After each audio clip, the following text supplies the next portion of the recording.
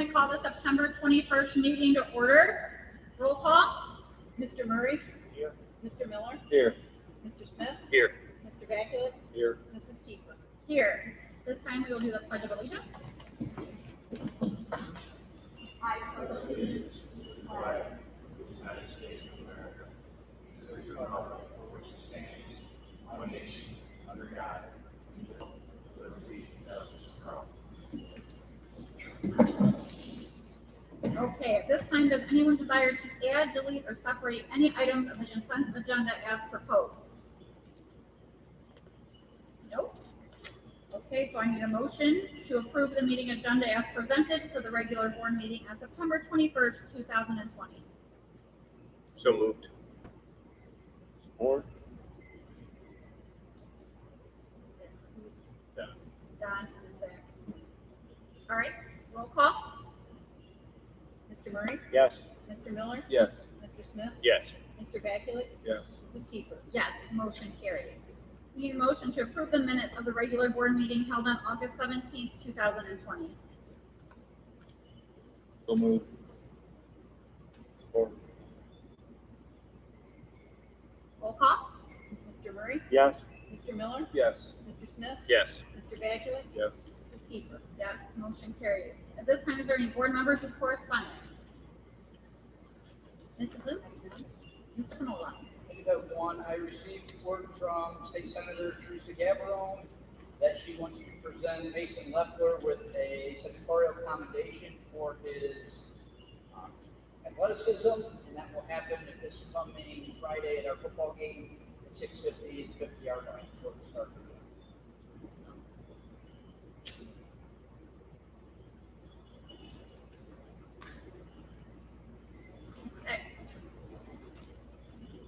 Can you continue with recognizing our guests and visitors?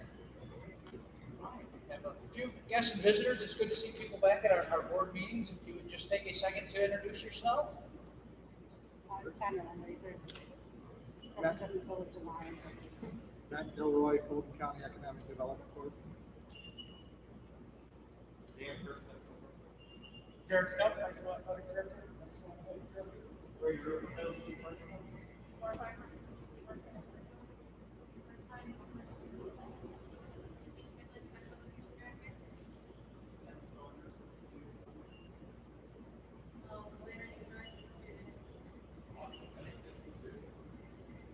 Thank you for being here. Thank you. At this time, we will have Mr. Gilroy, the Executive Director of Fulton County Economic Development Corporation, discuss the reinvestment area of the Village of Lions. Give him. Grab the wireless word.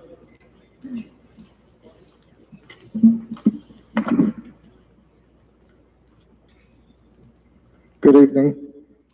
So I'm here tonight to share with you, and I have Tanya Lemreeser, Village Administrator in the Village of Lions here as well. The Village Council has been considering over the past few months a community reinvestment area program. This is a property tax incentive program for residential, commercial, and industrial development and redevelopment. And specifically, they've been looking at their housing stock and wanting to offer some opportunities for folks in the village to do some upgrades. And this is an incentive that would allow them to do that. They also would like to see more housing starts in the community. And again, this is an opportunity or an incentive to do that. The first step in the process of putting forth a community reinvestment area program is to do a housing survey, and you have a copy of that in your board packet, I believe. We conducted the housing survey back in April or May. I'm losing track of time because of this COVID stuff. And then after the housing survey was completed, the second step, they asked me to draft an ordinance, and you also have a copy of that draft. This is in draft form. The village council is considering this draft ordinance and will probably be voting on it in the next couple of months. Prior to that, They asked me to reach out to the school board to share this information and gather any input. I'm not asking for that tonight. Take an opportunity to look through it. And if you have any questions, of course, you can ask me now or call my office. I'm glad to help answer those questions. Or you could reach out to a village council member or the village administration as well. So with that, I'll just ask if anyone has any questions. I'll be happy to answer to the best of my ability.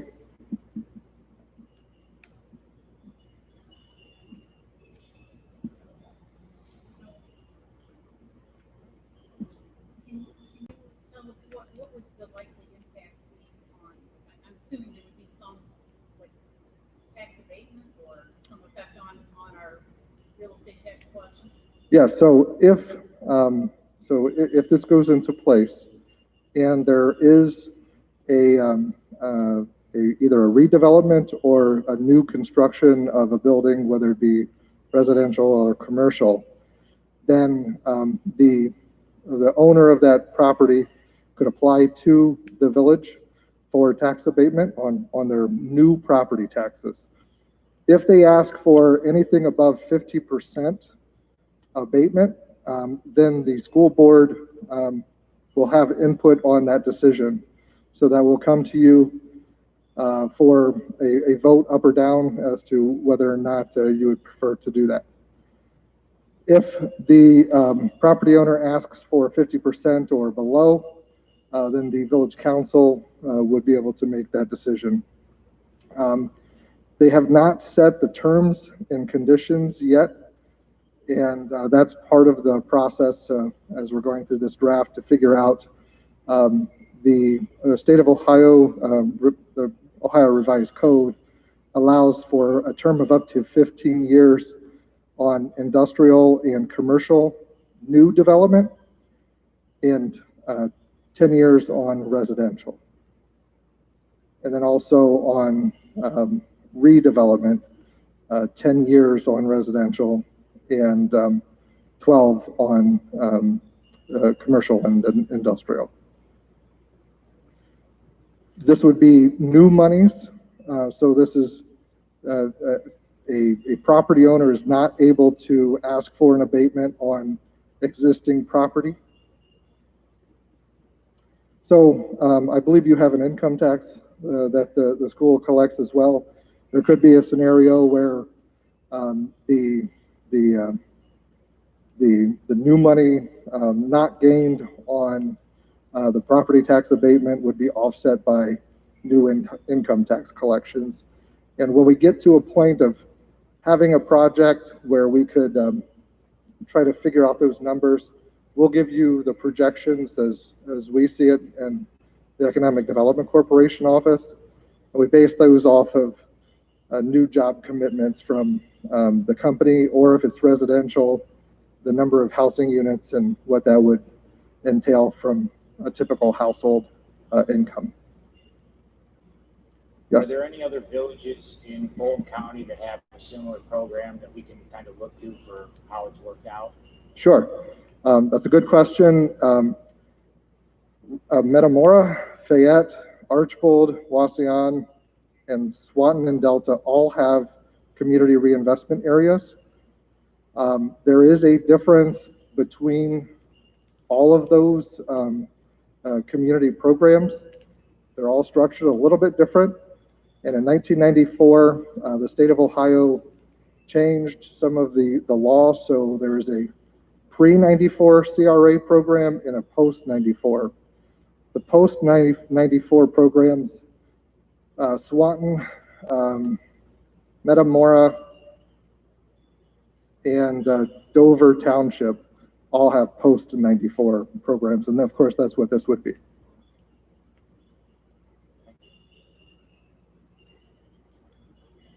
Do you have any indication on how city council is going to vote on it?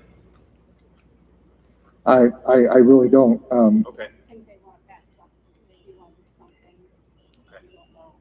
When you said that if they ask for less than 50%, the school board does not have, they don't have to come to the school board for a vote, correct? That's correct. Does it still affect the income tax of the school if it's less than 50%. So if they pass it and they're asking for 45% reduction, does that affect the property tax for the school as well without the school board having a vote in it? Yes, it would affect the property tax additional collections. Gotcha. We won't get anything For the value, additional over and above the value, additional yes. value. Right. So is it like, let's say you have a house that was worth 100 and you put the remodel into it, it's now appraised out at 200. The property owner still has to pay taxes on the 100, no question. Correct. We can seek an abatement on the overage, that, just so I'm. Yes, so if it's appraises or is valued at 100,000, the new value is 200,000 due to the remodeling. The difference of $100,000 of valuation would be what is potentially abated. Depending on what the percentage is, it could be 50% or less. And, I don't know exactly what those numbers would be, but it's probably somewhere in the neighborhood of maybe $2,000 additional. Is it anticipated that collection. you're going to use like Fulton County auditor numbers, or are you going to have an appraisal program? It would be based on the auditor's valuation. And that's by revised code. Are there's parameters for what properties would qualify for this, or is certain properties or any property in? This is something that they are considering as they're drafting the ordinance. As it is right now, the municipal boundaries of the community so basically any building in the community would be eligible. However, they can essentially shrink that into a specific neighborhood if they choose. They're looking at it from the standpoint of being equitable. They don't want to limit a neighbor when the neighbor across the street would be able to do this program. What's the timeline on this? They're considering this. I don't think they have a specific time frame. It's probably within the next couple of months that they'll vote on this.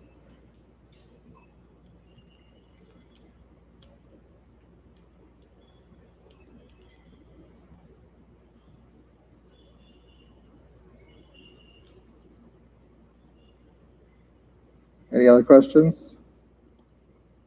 Well, review the information that was provided to you, and of course, if you have any other questions, please call my office or reach out to the village administration, and we'd be happy to answer it. Once the council is prepared to consider this, then we'll let you guys know and make sure you're aware of it. Okay. Thank you. Thank you.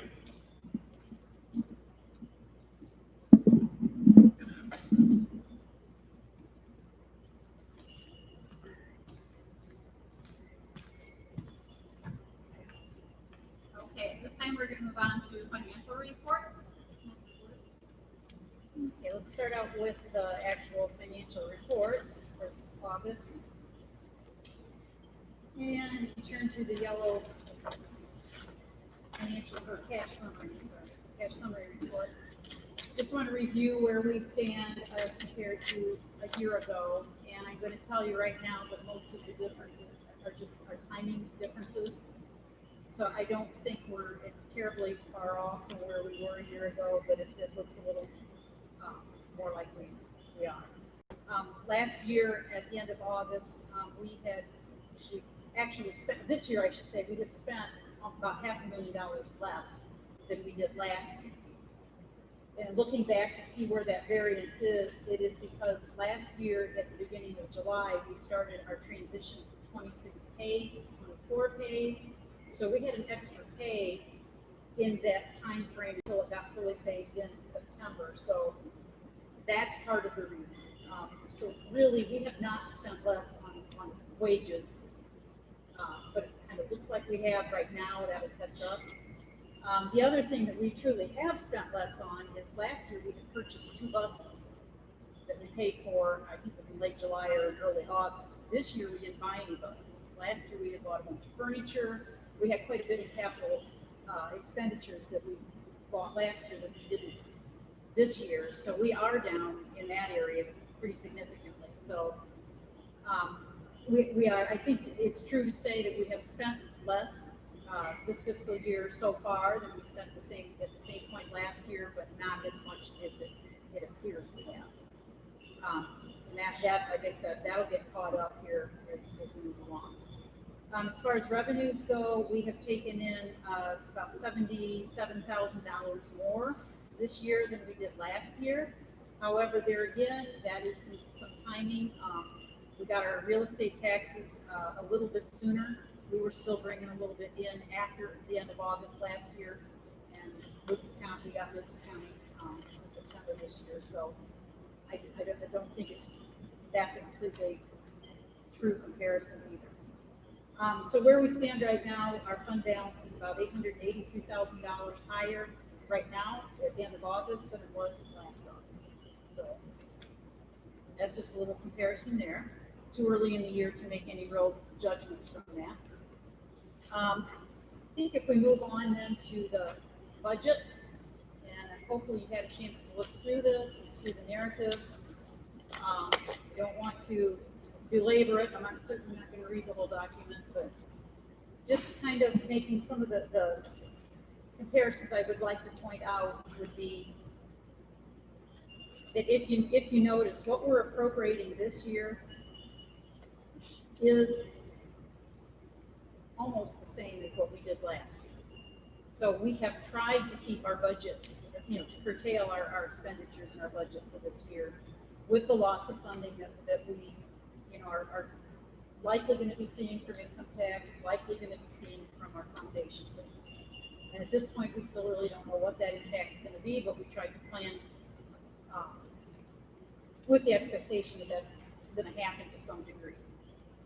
So one of the big areas where we are going to be down more than what, and if you look over at the actual expenditures compared to what I had forecast, you can see some of the differences there. At the time we approved the forecast in May, we had not decided what personnel cuts, if any, we were going to make. We hadn't actually made those cuts or those decisions. So you can see that our budget is coming in $193,000 under what I forecast at that time, and that reflects the fact that we have made some cuts to some classified positions. We did basically some layoffs. We reduced hours in other positions. We have reduced some supplemental contract positions. So part of our savings, as opposed to last year, is going to be in personnel, and then of course that carries over to retirement benefits as well. Some other areas, the biggest area is going to be equipment. We are literally not buying any equipment that is not essential. And what is going to happen this year, though, is we had purchased 2 new buses, and we thought they would come in at the end of this past fiscal year, and we still don't have them. So those will need to be paid for, and that'll be an expenditure this year, but it's a carryover encumbrance. So you can see that what we actually appropriated this year, which is the majority of it's going to go for computers, $208,750 for equipment, as opposed to what we expended last year, which was $502,000. So almost $300,000 difference there. And a lot of that's the buses, and we bought a lot of furniture for classrooms last year, and this year we just said that everything's on hold as far as anything like that goes. So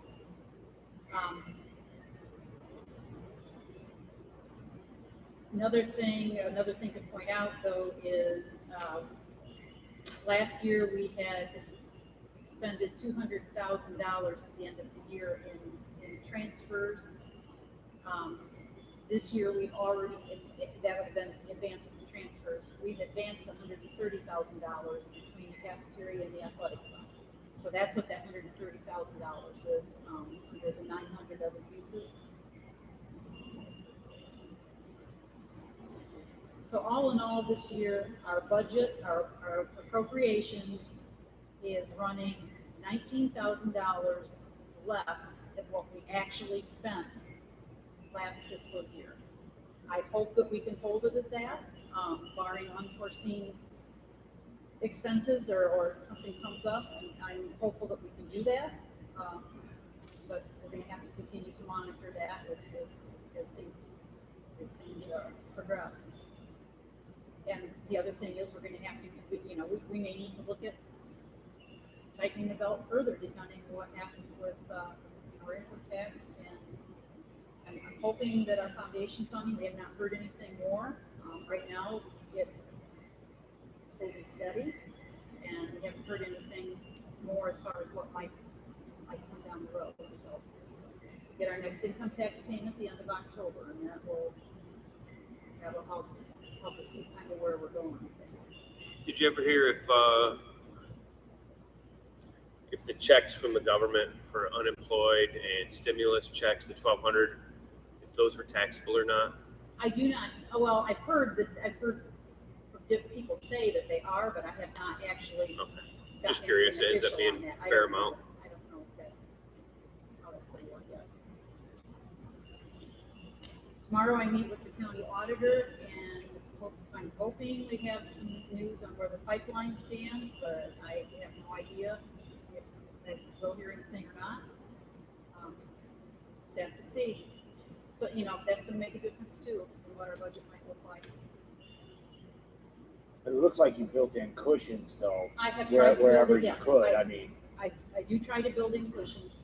One thing too, I expect that we're probably going to have, and I budgeted pretty hefty for substitute costs, because I'm anticipating we could have more than the usual number of absences with COVID. But the good news right now is that we do have some grant money that will help cover some of those costs.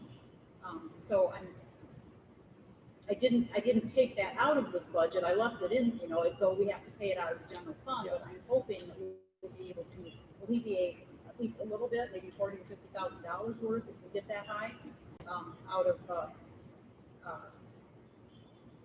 Is that where the purchase services? No, that would be salaries. Okay, gotcha. For substitute costs, salaries and benefits. Okay. And we do have our rural and small town grant. We have allocated some money, and I think that we can reallocate and make more, or switch some amounts around if we need more than what we had allocated for salaries and benefits. So it looks like the purchase services costs are up quite a bit. That 255. Or am I not reading it properly? 400 purchased services all the way to the right. 255. That's over what I had forecast. Okay. And I'd have to go back and look what my difference was there. Okay. I was just curious because I saw equipment's way down and salaries are down a touch from tightening up, but I didn't see. If you look at I didn't know what the plus 255 was for. Well, okay, part of that is probably we had, I know what it is. It is some of our, not construction costs, but our costs for our fire alarm panels. Gotcha. Parts of that are getting charged out of the general fund. Gotcha. As much as we can, we have taken out of PI and maintenance fund. Gotcha. But some is coming out of, and that was already encumbered because I had to encumber that before the fiscal year started. Gotcha. Some of them. So Thank you. That's what that is. And I didn't have that accounted for in our forecast. Does anybody have any questions?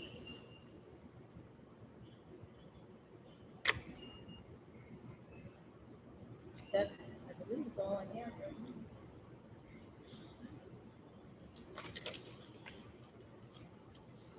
now. Okay. So we'll move on to our financial part of the agenda. We'll need a motion to approve the August 2020 report that we just went over. We need to approve the permanent appropriation for the fiscal year ending June 30th, 2021.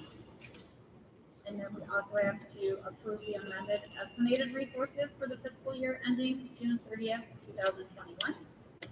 We need to establish the district in-state tuition rate for the 2020-2021 school year at $11,062.54, and the out-of-state tuition rate at $15,312.38, as established by the Ohio Department of Education.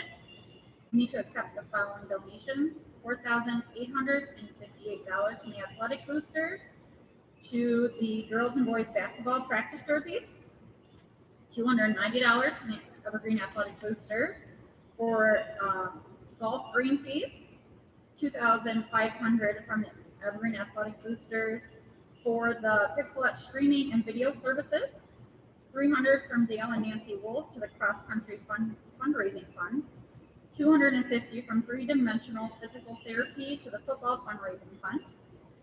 We need to approve the following federal, state, and local grant fund allocations for fiscal year 20 and to amend the resources and modify appropriations accordingly.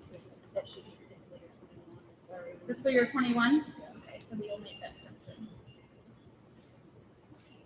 And to amend resources and modify appropriations accordingly, the Broadband Ohio Connectivity Grant for $3,600. So at this time, we need a motion to approve the preceding financial reports and the other financial items. So moved. Support. Questions or discussion? What's the $2,500 for the Pixelet streaming? That's I don't know what it is exactly. how they can view football games or anything like that. Is that the They video subscribe for to the, Yep, and And I'm. I want it. Okay, because I thought we were doing that over Facebook for now. Correct me if I'm wrong, but I think this is part of what they're going to, and I then can't hear you, I'm sorry. it funds and they donate so much back as you. Gotcha. this is gonna replace the Facebook streaming? Yep, absolutely. Okay. And I'll give a more in-depth conversation. Okay. Okay, any further questions or discussion? All right, roll call. Mr. Murray, Yes. Mr. Miller, Yes. Mr. Smith, Yes. Mr. Vaculik, Yes. Mrs. Kiefer. Yes. Motion carries. All right, we'll move on to personnel. We need to rescind and offer the following supplemental contracts for the 2020-2021 school year and approve volunteers pending the completion of all pupil activity permit requirements. You can see them listed there. I'm not going to read all through them. We need to approve the following teacher recommendations for the 2020-2021 school year: to supervise and or instruct students assigned to a homework club, SOS tutoring, after-school detention, or Friday school at a rate of $27.50 per hour. Those teachers are listed there for you.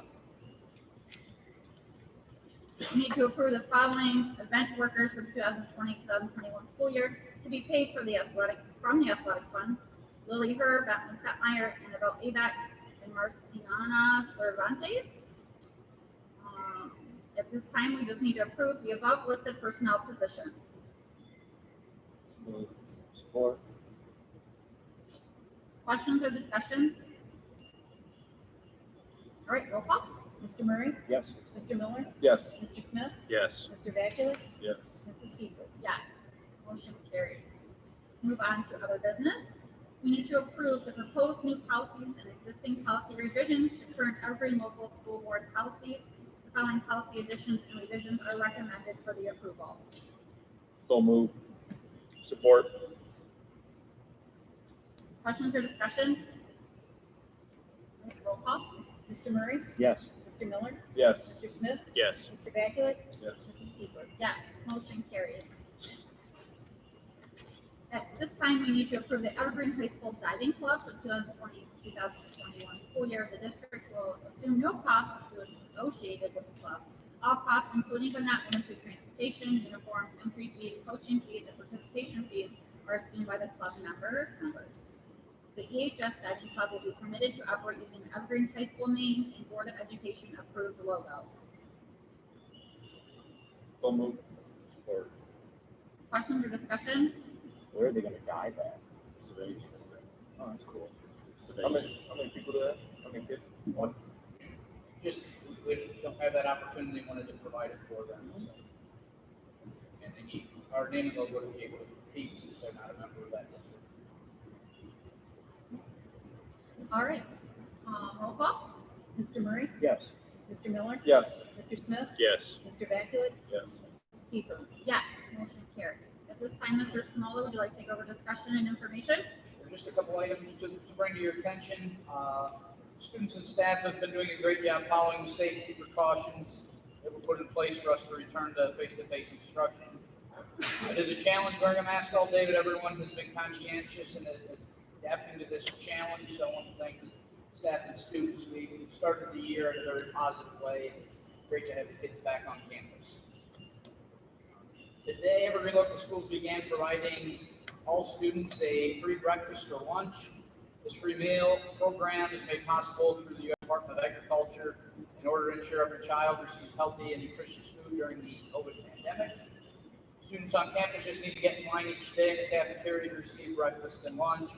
Students taking classes through the Viking Virtual Academy are also eligible. They come in and pick up the day's lunch and the next day's breakfast. The program is scheduled to continue through the end of December or until federal funds run out. So today, the kickoff numbers were up significantly in our cafeterias. So that will help our cafeteria budget, and we're feeding the kids, which is a great thing. Any questions on the food program as it came about here in the last 2 weeks? It took us about a week to get registered and prepared and started today. Last week, we began reporting positive COVID cases to the Fulton County Health Department in conjunction with an order from the state health director. This information will also be posted to the ODE website for each school district in the state. For the week of September 7th, 0 cases for students or staff were reported. And for the week of September 14th, we reported 1 case for a staff member that was exposed and was required to quarantine. So those numbers have been posted. I send it to the health department every Monday, and they then forward them down on Tuesday to Columbus for be counted and then posted to the OD website. That's the result of the public health order that we're required to do, so we are complying. And the next item, I believe Denise wanted to touch on the capital conference registration. Yes. Capital Conference this year, as you guys know, is totally virtual, but you still have to register. There is a fee that needs to be paid. So I do need to know, again, probably within the next week, who plans to attend, who wants to be registered is what I should say. So you can let me know that so I can get your registration in. I would appreciate that. Do you know that over Zoom or how they're doing that? I am not absolutely sure, and I don't think They haven't sent the have anything details out yet. out. They just said reserve the dates Yeah. and it will be virtual, but they have not disclosed Yeah, how but- it will take place. By the end of the month, though, I think we need to get everybody Okay. registered. But I will check and see if they, and then I'll let you know. It's one amount regardless of How many how of us much go? you watch Oh, or participate. So How much information are they really going to relay? I think it's gonna be hard. I haven't been there before, so I don't know, but I think it'll be hard to do it virtually. that's what I I have thought. no But idea. I mean, how much is the cost, and what is It's our? $175 per person. We don't have to have anybody attend, correct?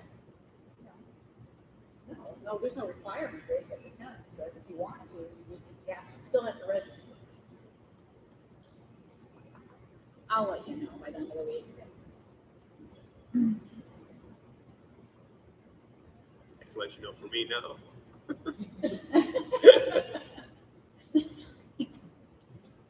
All right. Any further discussion? Do you have a question? Any questions? All right. Your turn.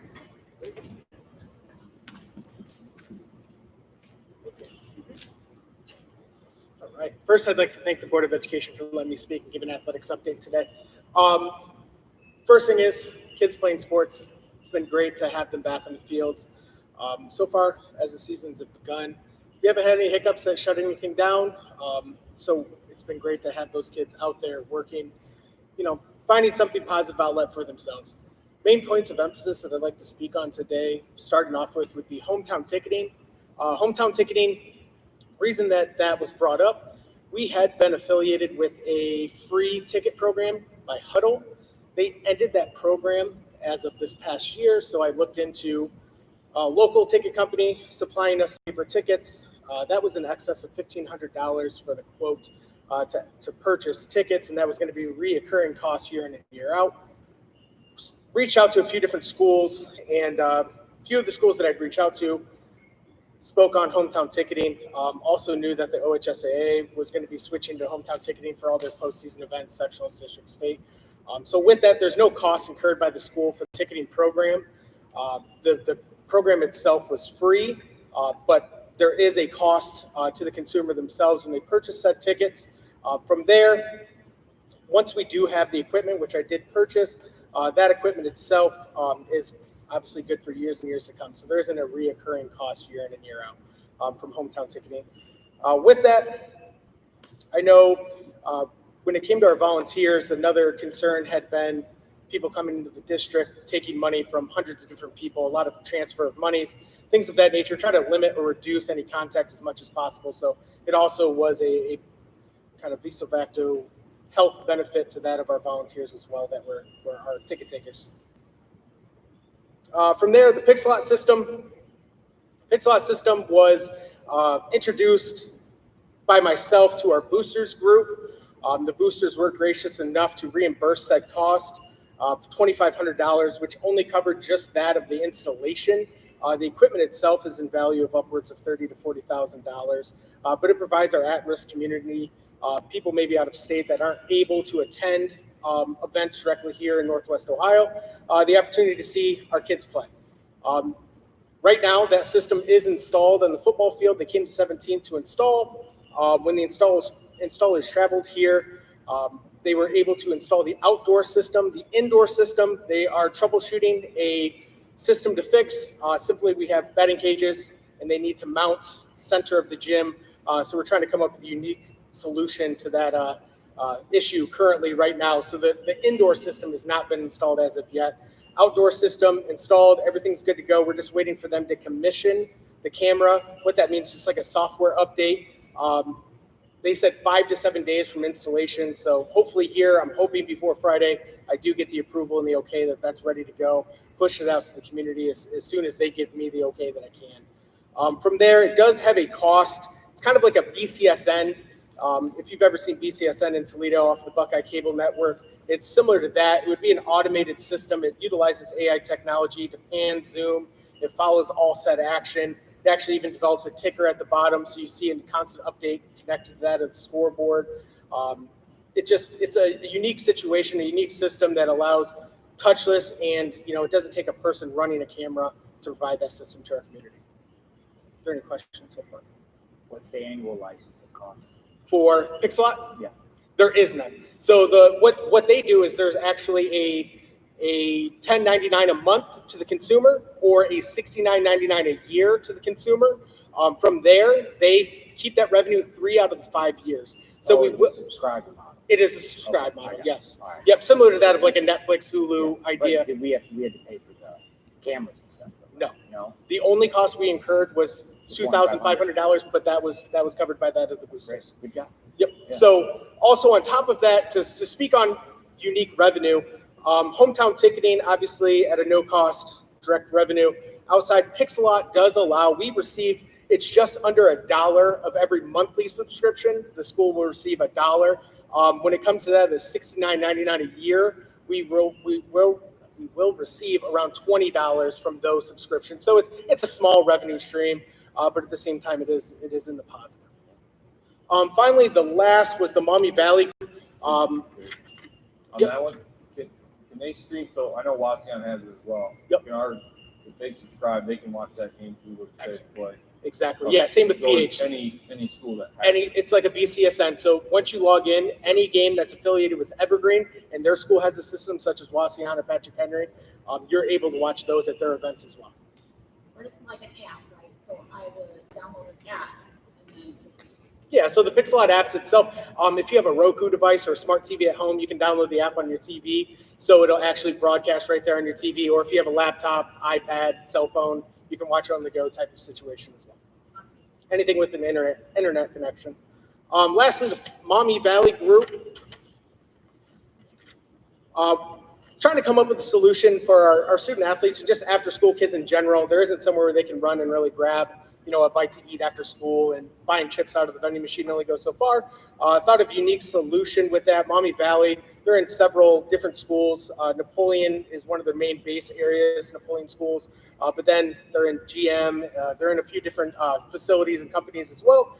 But they offer some fresh markets, and fresh markets have some of those basic staples of the candies and the chips, but they also do offer some type of fresher foods, whether it's hard-boiled eggs or lunch meats or cheeses or even the warm-up sandwiches, things of that nature. But we're able to have a fresh market installed in our cafeteria, which opens up 30 minutes after the school day ends. And then it just also gives them an opportunity, once again, generating a unique revenue stream to that of athletics as well. We'll get a monthly stipend or a monthly investment from them. We did just finally roll this out almost in its entirety about a week and a half ago. All the students received or should be receiving their cards to be able to purchase. There's 3 different points of sale. They can utilize a card, which can be preloaded with money, a debit card, or even a fingerprint scan at no cost to the school. They also, Maumee Valley provided us with some new Pepsi coolers within our concession stand. They provided us with 2 new microwaves in the cafeteria. They also provided us with a small, like a glass front mini fridge within our officials' locker room, provide them with waters. Also, once again, no cost to the school. Anything fails, they cover those said costs. That's all I have for you for my athletic update. Thank you. Yeah, thank you. That's it. Any questions for Derek? Awesome. Thank you very much. Thank you. Mr. Samoa. A few things I wanted to share with the board. The new swing set donated by the generosity of the mini bike for parents has been installed on the primary playground. I'd like to thank the MVP for all they do for our students, and that's just another example of how they're always there when there's a need. The work to replace the roof on the elementary building continues. The project is scheduled to be completed by mid-October.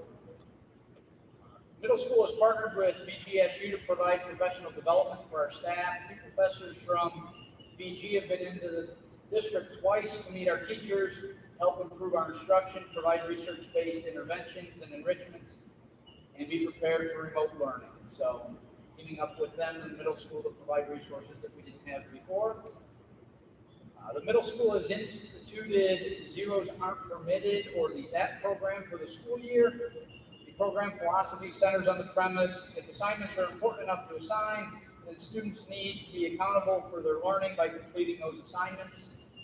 The ZAP program is not a form of punishment, but rather a program designed to increase student accountability, improve classroom performance, and send a message that failure is not acceptable. Students who do not have work completed will be working during lunch. They have multiple assignments. They complete them after school in the ZAP program, where they have more time. So, again, that accountability, making sure the work is done so that they're learning it as we need them to. Primary focus in the high school the past few weeks has been to engage staff in discussions, exploring potential new course offerings for the upcoming school year. As the high school transitions to a traditional schedule, there's opportunity for additional course offerings for our students. The high school team has met as a staff, and individual departments are currently meeting to solidify new courses as we go into the next school. So moving from the block to the traditional allows some opportunities, and that was part of our strategic plan, and that entered the plan from the feedback we received from students and parents when we surveyed them through the strategic plan process. Any questions on any of those items? What courses are you going to add? They're working by departments now. Obviously, my goal is that within a department, it's a cohesive program. Looking, I know, at AP government. Again, it's depending on what's available and that we have the staff to do, but fits in our progression. Math is pretty well set, but the others have some opportunity. Social studies, science, and English has a lot of opportunities with reading and writing opportunities there. But the departments are working here in the next few weeks to get that solidified so we can have a revised course guide going into next year to put in front of the board for approval of what all our new courses with descriptions. The Ohio Department of Education released the 2020 school report cards. Last week, as a result of COVID, districts were not able to administer state assessments in the spring. Therefore, districts were not provided overall grades as we've received in the past. We did receive district information on graduation rates, prepared for success, and improving at-risk readers. Data was also reported on the third grade reading guarantee, promotion rate, and fall reading diagnostics for students in grades K to 3. Overall, our results were positive with moderate growth. We do need to be cautious on comparing this data with prior years due to the changes implemented during the mandated closure in the spring. So, looking at some of those areas that prepared for success, we increased by 3.2%. Number of third graders who met the third grade reading guarantee, we improved there. Graduation, 4-year graduation rate improved. The attendance rate improved as well. Slightly went down in the area of chronic absenteeism, 1.4%, so minimal there. So overall, making growth, but very hard to compare past results when we didn't do the testing in the spring. Any questions? Going back to the classes, are we only looking at adding like AP and higher ones, or are we looking at adding other options like maybe robotics or other things that? We're looking at all areas, not just AP. Okay. Majority of our students will take an AP, but it's nice that we're looking, how do we provide the best opportunity at all levels? Okay. Any other questions? Yes. What students did you survey? Because anywhere I've seen, we do not go back to the standard schedule. 2 years ago, we sent a survey to all parents and students in the district. It's 5th grade up is who the survey was sent to.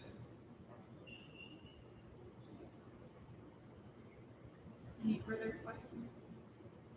All right, any board members with questions, concerns? We just did that. So at this time, we just need a motion for the members of the Evergreen Local Board of Education, superintendent, treasurer, and invited guests to go into executive session for the following reasons: to consider the employment of public employees. So moved. Support. All right, roll call. Mr. Murray? Yes. Mr. Miller? Yes. Mr. Smith? Yes. Mr. Bakulik? Yes. Mrs. Keeper? Yes, motion carries. All right.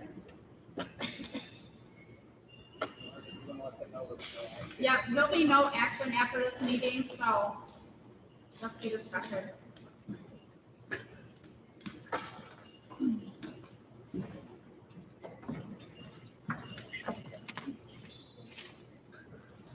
Thanks, Matt. Thanks, guys.